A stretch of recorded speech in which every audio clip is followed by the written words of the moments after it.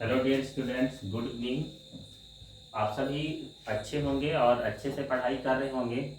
आज का जो हमारा लेक्चर है जेनेटिक्स का लेक्चर 8 हम डिस्कस करने जा रहे हैं। और जेनेटिक्स के लेक्चर 8 में आज की जो हमारी टॉपिक रहेगी ये रहेगी सेक्स डिटर्मिनेशन या लिंग निर्धारण।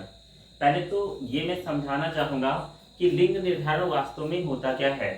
अगर हम लोअर लिविंग ऑर्गेनिज्म पर जाएं, पोरीफेरा, सिलेंटेटा, नीमेटोडा, एस्केहेलमिन्थीज, प्लेटीहेलमिन्थीज तक जाए, तो ऐसे फाइलम में जो ऑर्गेनिज्म डेवलप होते हैं इनमें हमें मेल और फीमेल जैसे कोई लक्षण देखने को नहीं मिलते हैं। बट जैसे ही हम एस्केहेलमिन्थीज से ऊपर जाते हैं कार्डेटा तक, तो हमें यहाँ पर एक वेल डेवलप मेल और फीमेल के कैरेक्टर देखने को मिलते हैं। तो लिंग निर्धारण एक ऐसी टॉपिक है जिसमें हमें ये समझना है कि कोई भी, ठीक है, हायर लिविंग ऑर्गेनिज्म यानी उच्च प्राणी जब डेवलप होते हैं, विकसित होते हैं, यानी संतत के रूप में जन्म लेते हैं, तो वो नर या मादा कैसे बनते हैं।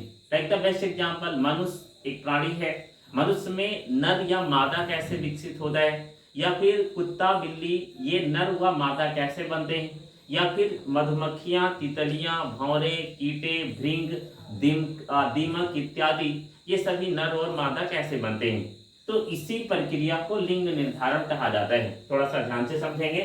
अगर मैं लिंग निर्धारण की बात करूं तो क्लास 12th के हमारे टॉपिक में लिंग निर्धारण या सेक्स डिटर्मिनेशन की प्रोसेस 3 प्रकार से दी गई है, जो हमें तीनों प्रकार एक एक करके डिस्कस करने हैं।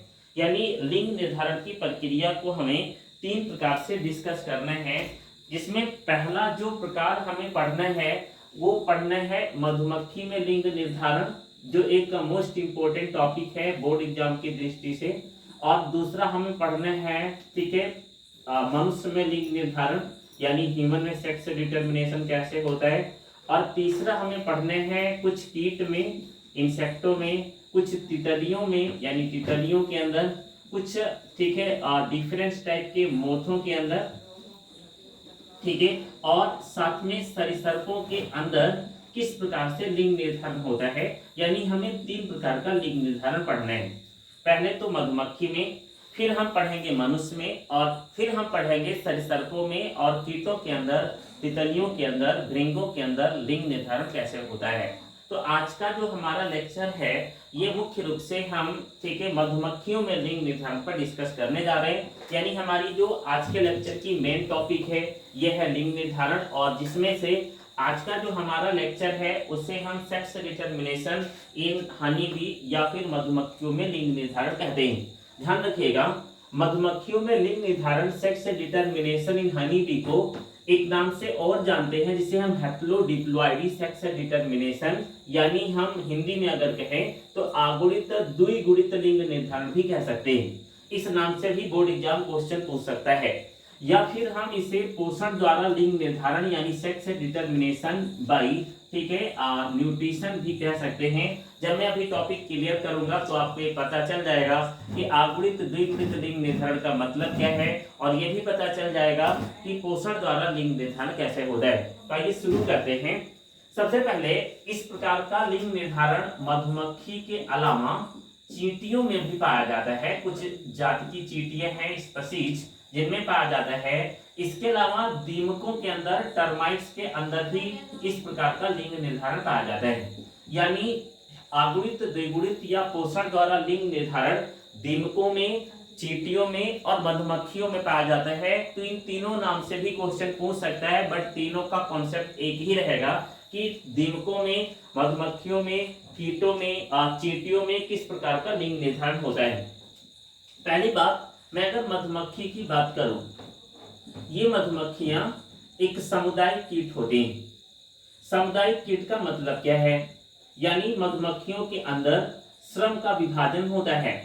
ये एक सोशली इंसेक्ट के रूप में कार्य करते हैं। श्रम विभाजन का मतलब ये है कि किस मधुमक्खी को ग्रुप के अंतर्गत, एक समूह के अंतर्गत, आपने देखा होगा कि मधुमक्खियां हमेशा ग्रुप में होती हैं, उनके अंदर किस प्रकार के श्रम का रोल प्ले करना है यह निर्धारित होता है, और इसलिए मधुमक्खियों को सोशल इंसेक्ट या सामुदायिक कीट कहते हैं। इसके अलावा दीमकों में, चींटियों में भी आपने ग्रुपिंग देखी होगी जहां पर श्रम का विभाजन होता है। तो मधुमक्खी एक सामुदायिक कीट है। अब ध्यान से सुनेंगे, मधुमक्खी के इस सामुदायिक कीट को हमेशा आप ग्रुप में देख सकते हो और जिसके अंदर 3 प्रकार की श्रेणी देखने को मिलती है। फर्स्ट जो मधुमक्खी होती है उसे हम क्वीन हनी बी कहते हैं, यानी first type honey bee is known as the queen honey bee, Hindi में रानी मधुमक्खी कहते हैं। जबकि मैं अगर बात करूं दूसरे प्रकार की मधुमक्खी की, तो दूसरे प्रकार की मधुमक्खियां श्रम विभाजन के आधार पर, ठीक है, जिन्हें हम वर्कर हनी बी या फिर हम इन्हें हिंदी में श्रमिक मधुमक्खी कहते हैं। इसी प्रकार अगर मैं तीसरे मधुमक्खी की बात करूं, तो हम तीसरे प्रकार के मधुमक्खी को ड्रोन, हिंदी में ड्रोन और इंग्लिश में भी ड्रोन कहते हैं, ड्रोन हनी बी, या फिर हम इसे हिंदी में भी ड्रोन मधुमक्खी कहते हैं। यानी अब आप ध्यान से समझेंगे कि मधुमक्खियों का जो समूह है वो 3 प्रकार की मधुमक्खियों के रूप में बटा होता है। पहली मधुमक्खी को हम श्रमिक मधुमक्खी या फिर वर्कर हनी बी, दूसरे को हम क्वीन हनी बी और तीसरे को हम ड्रोन हनी बी या फिर हम ड्रोन मधुमक्खी कहते हैं। अब इन तीनों की क्या विशेषता है वो ध्यान से समझेंगे। रानी मधुमक्खियां पहली बात तो मादा होती हैं, यानी ये फीमेल हनी बी होती हैं। दूसरी बात, ये हमेशा द्विगुणित होती हैं और इनमें डिप्लॉयड इन नेचर, ठीक है, कंडीशन देखने को मिलती है। एक बात मैं और समझा देता हूँ, मधुमक्खियों के अंदर जो क्रोमोसोम होते हैं, गुणसूत्र होते हैं, इनकी संख्या 32 होती है, यानी 32 गुणसूत्र भी पाए जाते हैं। तीसरी मधुमक्खी, ठीक है, तीसरी बात इनकी, इनमें जननांग पाया जाता है, यानी इनमें वेल डेवलप रिप्रोडक्टिव ऑर्गन उपस्थित होता है, जननांग पाया जाता है। सीधा, ठीक है, honey bee of queen and queen honey bee, रानी मधुमक्खी। श्रमिक मधुमक्खी क्या होगी? पहली बात ये मादा होती है, दूसरी बात ये द्विगुणित भी होती है, और द्विगुणित होने का मतलब इसमें भी 32 क्रोमोसोम पाया जाएगा। तीसरी बात, ये जननांग इनमें नहीं विकसित होता है, this is the most important, इनमें जननांग नहीं पाया जाता है। तो आप अगर honey bee, queen honey B और वर्कर हनी बी में अंतर देखो तो मादा ये है, मादा ये है, द्विगुणित ये है, द्विगुणित ये है, क्रोमोसोम 32, क्रोमोसोम 32, बट इसमें जननांग है और इसमें जननांग नहीं है, ये अंतर आपको देखने को मिल सकता है। अगर मैं तीसरे की बात करूं तो ये मधुमक्खी पहली बात तो नर मधुमक्खी है, दूसरा ये आगुणित होता है, और अगर द्विगुणित में 32 गुणसूत्र होंगे तो निश्चित है कि आगुणित में ओनली 16 क्रोमोसोम पाए जाएंगे। तीसरी बात, इनमें जननांग पूर्ण विकसित पाया जाता है, यानी इनमें रिप्रोडक्टिव ऑर्गन प्रेजेंट होता है। यानी मैंने आपको बताया कि समूह में 3 प्रकार की मधुमक्खियां होंगी। एक रानी मधुमक्खी द्विगुणित होगी, ठीक है, द्विगुणित के साथ मादा होगी और वेल डेवलप रिप्रोडक्टिव ऑर्गन पाया जाएगा। दूसरी मधुमक्खी जिसे हम श्रमिक कहेंगे, ये मादा ही मधुमक्खी होगी, द्विगुणित होगी, लेकिन जननांग नहीं पाया जाएगा, रिप्रोडक्टिव सिस्टम नहीं बनता है ऐसी मधुमक्खियों में। और तीसरा हनी बी ड्रोन जिसे हम नर मधुमक्खी कहते हैं, इसमें जननांग भी पाया जाता है और हैप्लॉइड होता है। अब ध्यान से सुनना, हम अगर देखें तो जननांग क्वीन में प्रेजेंट है और जननांग ड्रोन में प्रेजेंट है, जबकि वर्कर में जननांग नहीं है। तो जिसके अंदर जनन तंत्र ही नहीं है वो जनन में कोई हिस्सा नहीं लेगा और लिंग निर्धारण में उसका कोई रोल नहीं होगा। इनका कार्य क्या होता है? वर्कर हनीबी का ग्रुप के अंदर, समूह के अंदर छत्तों पर कार्य होता है मकरंद को ढूंढना, यानी दूर से फ्लावर के जूस को सक करना, शहद का निर्माण करना या फिर छत्तों का निर्माण करना और छत्तों की रक्षा करना, ये श्रमिक मधुमक्खी का कार्य होता है। जबकि क्वीन हनीबी और ड्रोन हनीबी ये दोनों मुख्य रूप से लिंग निर्धारण में सहायक होंगे। तो अब हम आगे समझते हैं कि लिंग निर्धारण कैसे होता है मधुमक्खी में। अगर ये बात आपको समझ में आ गई होगी तो लिंग निर्धारण भी आपको आसानी से समझ में आ जाएगा। कंसंट्रेट होकर समझेंगे। मधुमक्खियों में लिंग निर्धारण के लिए अब आपको क्लियर हो गया कि ड्रोन और क्वीन ये दोनों ही भाग लेंगे, जबकि वर्कर का कोई रोल नहीं होगा। तो हम फर्स्ट ऑफ ऑल देख लेते हैं कि निषेचन के लिए फीमेल की आवश्यकता होगी और साथ में मेल की आवश्यकता होगी। मधुमक्खी के केस में फीमेल को हम मान लेते हैं कि हम इसे रानी मधुमक्खी कहेंगे, क्वीन। इसी प्रकार हम इसे मान लेते हैं नर को ड्रोन कहेंगे, यानी ड्रोन मधुमक्खी। आगे चलते हैं। अगर मैं बात करूं क्वीन की, तो ऑलरेडी आपको एक बात बताई गई कि इसमें 32 गुणसूत्र होंगे, यानी इनके सेल्स के अंदर 32 क्रोमोसोम होंगे और ये हैप्लॉइड था, जिसके कारण ओनली 16 क्रोमोसोम होंगे। इसके बाद में इनकी बॉडी में सेल डिवीजन होगी और वह सेल डिवीजन होगा समसूत्री विभाजन। ठीक है, सॉरी, इनमें सेल डिवीजन होगी और वह विभाजन होगा अर्धसूत्री। तो अर्धसूत्री के दौरान 16 सेल का एग बनेगा, यानी अर्धसूत्री विभाजन से इनमें 16 गुणसूत्रों के अंडों का निर्माण होगा। जबकि इनमें जो सेल डिवीजन होगा वो होगा समसूत्री। ठीक है, यानी माइटोसिस सेल डिवीजन, और माइटोसिस सेल डिवीजन के कारण इनमें जो क्रोमोसोम बनेगा वह 16 क्रोमोसोम का ही एक विशेष स्ट्रक्चर बनेगा, यानी स्पर्म का निर्माण होगा। यहाँ तक आपको समझ में आ गया होगा कि रानी मधुमक्खी द्विगुणित है, उसके बॉडी में समसूत्री समसूत्री की जगह पर सूत्री विभाजन होगा, इसमें 16 क्रोमोसोम के अंडों का निर्माण होगा।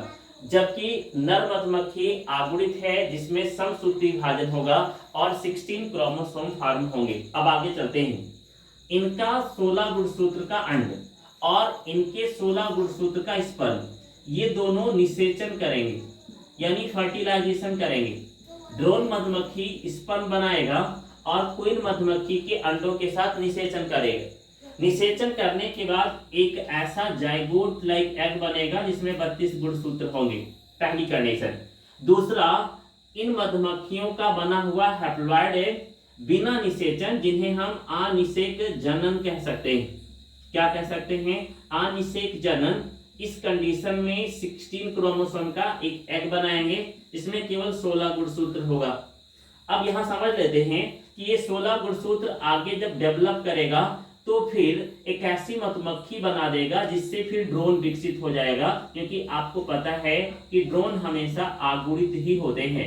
जबकि अगर मैं बात करूं 32 क्रोमोसोम की, तो 32 क्रोमोसोम में भी दो कंडीशन आ जाती है। फिर पुनः एक कंडीशन में 32 क्रोमोसोम के मधुमक्खी यानी एग को डेवलपमेंट के दौरान अगर रॉयल जेली मिल जाता है तो ऐसी मधुमक्खी क्वीन बन जाती है, रानी मधुमक्खी बन जाती है।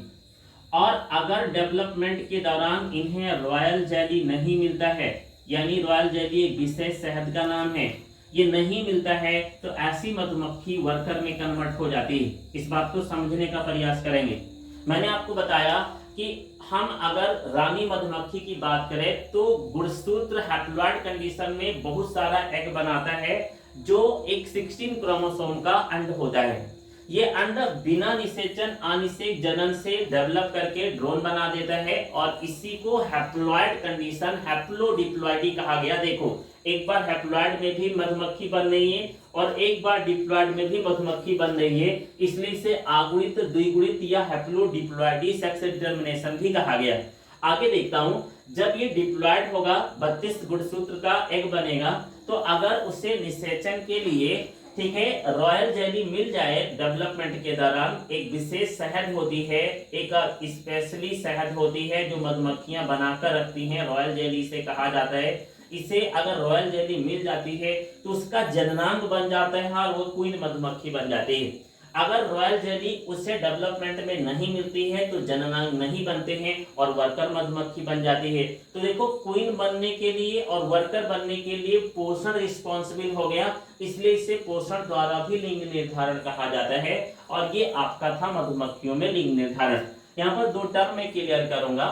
अभी आपने देखा अनिषेक जनन। अनिषेक जनन क्या है?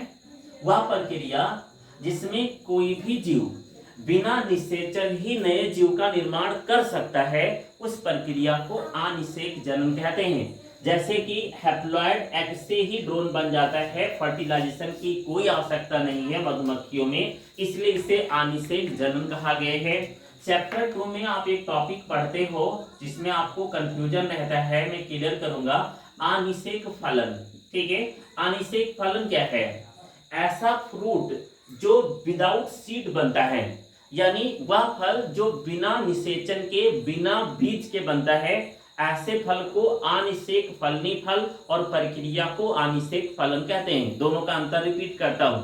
किसी जीव का निर्माण बिना जनन हो तो अनिषेक जनन, किसी फल का निर्माण बिना निषेचन हो तो उसे हम अनिषेक फलन कहते हैं। ये प्लांट में पाया जाता है और ये एनिमल में देखने को मिलता है। ये बात आपको क्लियर हो गई होगी। ये आपकी मेन टॉपिक थी मधुमक्खी में लिंग निर्धारण। ये सेक्स डिटर्मिनेशन की पहली टॉपिक है और मोस्ट इंपोर्टेंट है बोर्ड एग्जाम के लिए। आपको मैं उम्मीद कर रहा हूँ कि अच्छे से समझ में आ गया होगा। अगर आपको वीडियो समझ में आता है तो लाइक करें, शेयर करें और सब्सक्राइब करें। साथ में आप कमेंट बॉक्स में जाकर कमेंट जरूर करें, क्योंकि हमारे साथ इस लेक्चर के दौरान कोई स्टूडेंट नहीं होता है। आपका कमेंट ही हमारे लिए एक मोटिवेशन का कार्य करता है, तो आप कमेंट अवश्य किया करें। और साथ में जो जो टॉपिक इंपॉर्टेंट बोर्ड एग्जाम की दृष्टि से बताई जा रही है, वो सारी टॉपिक अच्छे से तैयार करते रहें। धन्यवाद।